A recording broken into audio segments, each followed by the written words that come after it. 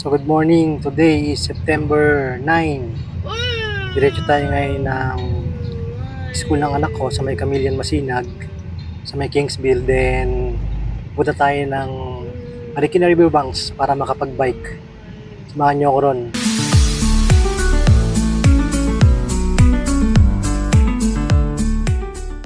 A few moments later.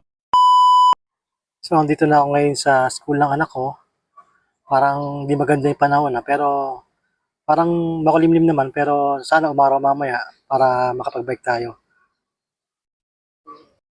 Daan muna tayo dito sa may Marcos Highway, sa may gas station para bumili ng tubig. Para mamaya tuloy-tuloy na tayo sa pagbabike.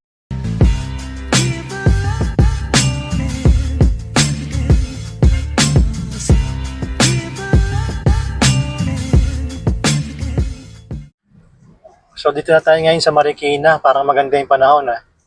So makapag-bike tayo dito ngayon. Dito naman sa may parking ng Marikina Riverbanks, 40 pesos ang parking fee. Then meron namang rentahan ng bike dito, 50 pesos ang per hour nila. Pero sa case ko, may dala akong sariling bike.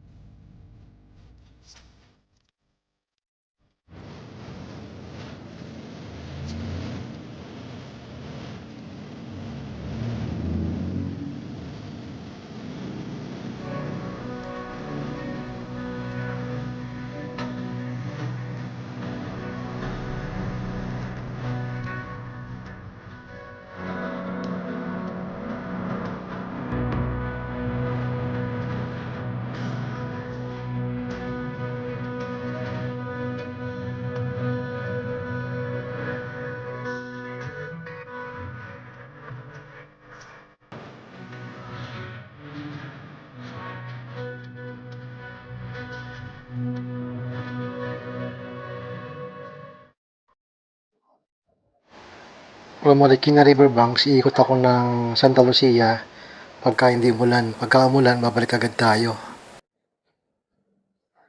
Samahan niyo akong ikutin tong Riverbanks. Galing na ako kanina ng Santa Lucia pero hindi ako nakaabot kasi umuulan . Bali hanggang Ayala Mall, Phyllis lang ako, then bumalik na ako. Sobrang lakas ng ulan doon kaya bumalik na ako dito sa may Marikina Riverbanks, kaya dito na lang ako nagbike. Okay din magbike dito sa may Riverbanks. Maganda rin yung lugar.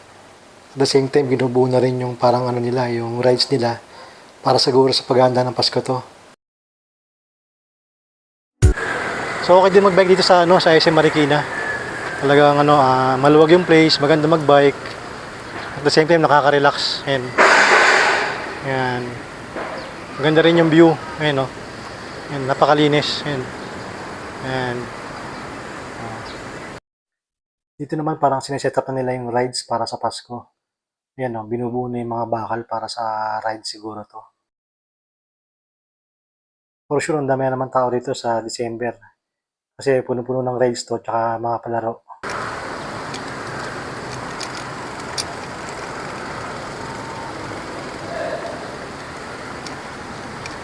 Bike!